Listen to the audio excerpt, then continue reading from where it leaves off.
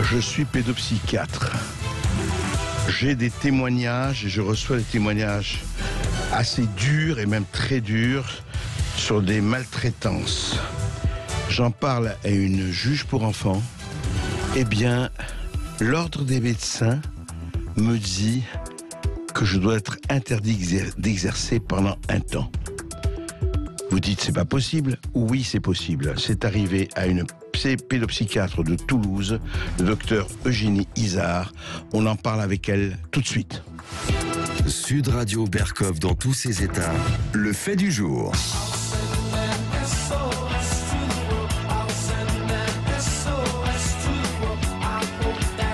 C'est police, bien sûr. Send me back un SOS. Envoyez-moi un SOS. Alors SOS, ça veut bien dire ce que ça veut dire. C'est que quand, dans n'importe quelle situation, dans n'importe quel statut, dans n'importe quel métier, quand on a quelqu'un de proche, quand j'ai dit de proche, un voisin et autres, quelqu'un dont on a connaissance et qui est en danger, bien, il faut rien faire. Il faut faire semblant de ne rien voir. Il faut se mettre l'autruche, la tête dans le sable. Eh bien, ce n'est pas ce qu'a voulu faire et ce n'est pas ce qu'a fait le docteur Eugénie Izard, qui est pédopsychiatre. Bonjour, docteur Izard. Bonjour. Bonjour.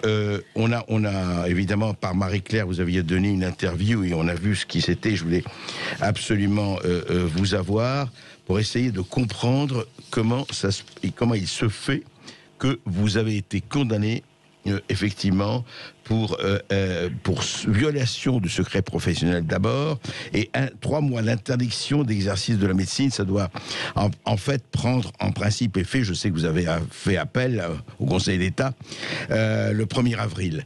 D'abord, racontez-nous, Eugénie Izard, qu'est-ce qui s'est passé exactement? Vous exercez depuis 17 ans, je crois, votre profession à Toulouse. C'est bien ça? C'est ça. Je suis pédopsychiatre en libéral et je travaille aussi en institut thérapeutique, éducatif et pédagogique. D'accord. Ce qu'on appelle les ITEP à Toulouse. Donc je m'occupe aussi de maltraitance depuis très longtemps. Oui. Je suis aussi présidente du REPA, du réseau de professionnels pour la protection, œuvrant pour la protection de l'enfance et de l'adolescence. Et donc je m'occupe beaucoup d'enfants maltraités, puisque voilà, je suis quand même assez spécialisée dans ce domaine. Il se trouve que j'ai vu une enfant, j'ai fait un signalement comme il se doit au procureur et à la CRIP. C'était quand? Des maltraitances. Pardon, il y a combien de temps ça? Fin 2014. Fin 2014, d'accord. Ce signalement-là ne m'est pas reproché puisqu'il a été fait dans les clous, entre guillemets, puisque c'était, j'ai bien signalé à la CRIP et au procureur. Mais il se trouve qu'ensuite, il y avait une mesure de sauvegarde sur cet enfant, c'est-à-dire que le juge des enfants est par la suite responsable du suivi et de la protection de ces enfants-là une fois qu'on les a signalés. Et donc, dans ce cadre-là, j'ai envoyé un courrier d'information au juge des enfants, comme font tous mes collègues, comme c'est préconisé sur le site même du Conseil départemental de l'Ordre des médecins, pour l'informer d'informations que j'avais nouvelles. D'accord. De danger de cet enfant. Et c'est ce courrier qui m'est reproché et pour lequel on dit que j'ai violé le secret professionnel alors que la loi sur la protection de l'enfance de 2007 accorde qu'on puisse échanger entre professionnels. Attendez, docteur Izard, on ne va pas parler que de la loi, etc. Moi, je voudrais parce que parlons un peu d'humanité, parce que la loi, je sais bien, et il faut expliquer tout ça. Mais comment vous voyez, comment vous apercevez qu'un enfant est maltraité? Pardon de vous demander comment ça, par exemple, en ce cas-là, ça s'est passé comment? Comment vous l'avez senti? Après, moi, je ne souhaite pas parler de cette affaire, je vais parler de manière générale. Oui, absolument. Un enfant maltraité, ça dépend de l'âge, hein, et donc les signes sont bien sûr différents entre un petit bébé, un enfant un peu plus grand ou un adolescent. La plupart des enfants que je vois sont en période de latence, donc ils s'expriment, hein, ils peuvent raconter ce qui quel leur est arrivé. Non, mais l'enfant, sans donner des détails, pardon, sans donner des détails sur le cas, mais encore une fois, mais par exemple, cet enfant avait quel âge? Elle avait, on va dire, entre 7 et 10 ans. Donc, elle était en âge de parler. Voilà. Non, parce que vous savez, c'est important d'incarner. Parce que sinon, on ne comprend pas. Et on est. Alors, et comment. Alors, les signes de maltraitance, pardon, c'est important parce que vous savez, nous, on ne sait pas. En revanche, on sait qu'il y a énormément de maltraitance d'enfants, hélas. Et c'est terrible. Les signes, on les voit quoi? C'est des signes physiques? C'est des signes, je dirais, de comportement? Déjà, ça dépend des maltraitances. Hein, si elles sont psychologiques, physiques, sexuelles. Le premier signe, c'est quand même la parole de l'enfant. Hein, c'est ce que l'enfant va raconter qui lui est arrivé. Et ensuite, la plupart du temps, il y a des signes post-traumatiques associés, donc des syndromes post-traumatiques qui sont associés à cette parole, à cette révélation. D'accord. Mais alors, comment justement, comment il se fait que... Enfin, nous, comme ça, de l'extérieur, je ne suis ni pédopsychiatre, ni médecin, ni autre. Mais comment il se fait que quand vous faites, à mon avis, ce qui est l'essentiel, non seulement de votre métier, mais de tout être humain, je crois, enfin, de tout citoyen en tout cas, donc vous signalez cela, et comment il se fait qu'on peut arriver à ce que l'ordre des médecins, quand vous condamne, c'est ça qui paraît totalement, plus qu'illogique, enfin, qui paraît totalement surréaliste. Je suis dans la même interrogation que vous depuis 5 ans, parce que j'ai fait correctement mon travail. D'ailleurs, on ne m'a jamais reproché ça. Hein, on ne m'a jamais reproché non plus l'objectivité de ce que j'avais pu dire. En tout cas, je n'ai jamais été attaquée sur l'aspect tendancieux. Donc, je ne comprends pas. Je suis dans la même interrogation que vous. Je fais un travail difficile. Je pense que voilà, tout le monde ne le fait pas. Et j'aurais plutôt droit aux honneurs qu'effectivement qu'à ce genre de cabale infernal à vivre. Alors, est-ce qu'on peut dire quand même qu'en l'occurrence, parce que vous l'avez dit, enfin, ça a été dit dans le dossier qu'Augustin Moriot a monté pour l'émission, que comme par hasard, c'est une fille de médecin ou un fils de médecin? En l'occurrence, oui, le père était médecin, mais je ne sais même pas si c'est ça qui m'a joué. D'accord. Je sais pas. Je suis pas dans la tête de personnes qui vont me poursuivre. En tout cas, voilà, le fait est là, voilà. Et moi, j'en suis là. Et en fait, alors, il y a une chose que je ne comprends pas, là aussi, mais vous savez ça mieux que moi.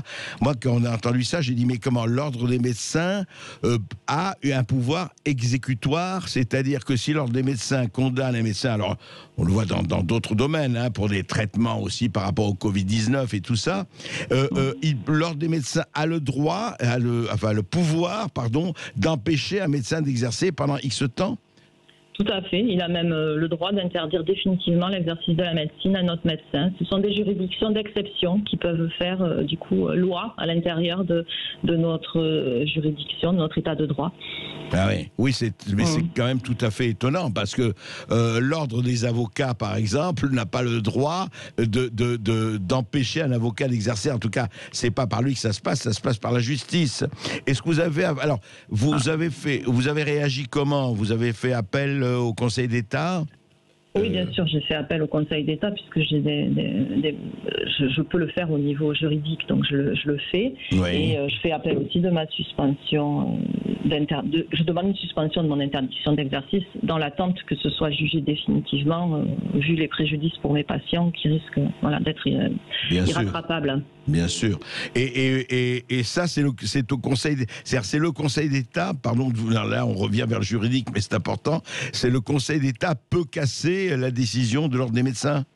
Oui, le Conseil d'État peut casser, et à ce moment-là, je serai à nouveau rejugé par la Chambre nationale de l'ordre des médecins. Ah, vous serez rejugé? Par les mêmes. Qui peuvent, revenir en vous disant une fois de plus, non, c'est vrai, vous devez être interdit d'exercer. Ils peuvent le faire. Oui, mais ils pourront, à mon avis, pas le faire sur les mêmes motifs juridiques s'ils ont déjà été cassés. Je comprends. Est-ce que, par exemple, juste, vous avez pensé à aller vers la Cour européenne des droits de l'homme? Alors ça, c'est en deuxième, ça sera après la Cour, le Conseil d'État. D'accord. Et après le Conseil d'État, la Cour européenne. Et alors, oui, docteur Izard, est-ce que vous avez eu des témoignages, je suppose, enfin des témoignages, comment les gens ont réagi autour de vous, que ce soit vos patients ou les gens autour de vous, comment les gens ont réagi en général, enfin, puisque ça dure depuis quelques années? J'ai reçu énormément de soutien, les gens sont scandalisés, en plus la plupart des gens connaissent mon travail et voilà, et m'apprécient, ce que je fais pour les enfants. Donc les gens sont vraiment outrés d'une telle décision, et qu'ils prennent aussi en partie contre eux. Oui, non, bien sûr, mais c'est comme vous dites, on ne sait pas pourquoi, vous ne savez pas pourquoi, mais c'est vraiment une question je veux dire, presque de stupeur, quoi. C'est ça qui est extraordinaire, quoi. En fait, on a l'impression que vraiment, je vous donne ma réaction, vous avez l'impression que si quelqu'un comme vous, ou toutes les personnes, hommes et femmes, qui exercent votre profession, si donc vous avez une preuve de maltraitance d'enfants ou de mineurs ou de jeunes, vous ne devez pas... En fait, c'est une incitation à ne rien dire, quoi, quelque part. Alors, moi, on ne me reproche pas d'avoir fait un signalement, on me reproche de l'avoir fait au juge des enfants et pas au procureur ou à la CRIP, donc c'est plus subtil que ça. Bien sûr que toute personne doit signaler les maltraitances et est couvert, a le droit de signaler des maltraitances à toutes les autorités judiciaires, administratives, médicales. Mais les médecins doivent le faire à la CRIP ou au procureur. Mais quand on est sur un premier signalement... La CRIP, pardon, excusez-moi, c'est quoi la CRIP ? La CRIP, c'est la cellule de recueil des informations préoccupantes du Conseil départemental de l'aide sociale à l'enfance. Donc, c'est une structure qui est là pour recueillir les signalements, ou le procureur. Mais après, quand il y a des mesures de sauvegarde, et c'est là que je ne suis pas dans un contexte d'un premier signalement, il y avait déjà une mesure de sauvegarde, il y a le secret partagé entre professionnels autour d'une situation de danger. Donc, bien sûr que toute personne doit signaler les maltraitances et est couverte pour ça. Oui, vous, ce qu'on vous reproche, c'est d'avoir envoyé un courrier au juge des enfants, c'est ça? C'est ça, dans un second temps. Oui. Non, mais on peut se demander, d'ailleurs, on peut se demander si effectivement le juge des enfants devrait être aussi qualifié pour recevoir effectivement un avertissement, une information de cet ordre. Mais il l'est par la loi de 2007. Mais quand le juge des enfants, il n'est pas saisi au départ. Donc c'est normal que la loi dise, vous devez signaler au procureur ou à la CRIP, puisqu'il n'y a pas de juge des enfants. Oui, je comprends. Mais vous l'avez fait, de toute façon, vous l'avez fait. Mais moi, il était nommé, donc je l'ai fait dans un second temps, oui. D'accord. Et donc, maintenant, vous attendez... le Conseil d'État doit statuer quand pour vous, Alors, je n'ai aucune idée des délais pour le jugement définitif. Et par rapport à la suspension d'interdiction d'exercer, il faut que ce soit avant le 1er avril. Ouais. Et est-ce que quelqu'un a porté plainte contre vous? Parce que c'est parti d'une plainte, j'imagine. Oui, c'est le père qui a porté plainte au Conseil de l'ordre, oui. D'accord, et donc qui a provoqué la réaction de ce Conseil de l'ordre, c'est ça? Voilà, et après le père a retiré sa plainte. Bon, le père a retiré sa plainte? Oui, je n'ai pas de plaignant, j'ai 2 plaintes sans plaignant. J'ai eu 2 plaintes du Conseil de l'ordre successives et sans plaignant. Attendez, oui, ça c'est encore une information, ça. Donc, c'est-à-dire qu'aujourd'hui, à l'heure où l'on parle, les plaintes ont été retirées? Non. Les plaintes je n'ai aucune plainte de plaignant à l'heure actuelle. Oui, c'est ça. Mais je n'ai que le Conseil de l'ordre qui me poursuit. Oui, non, mais c'est quand même...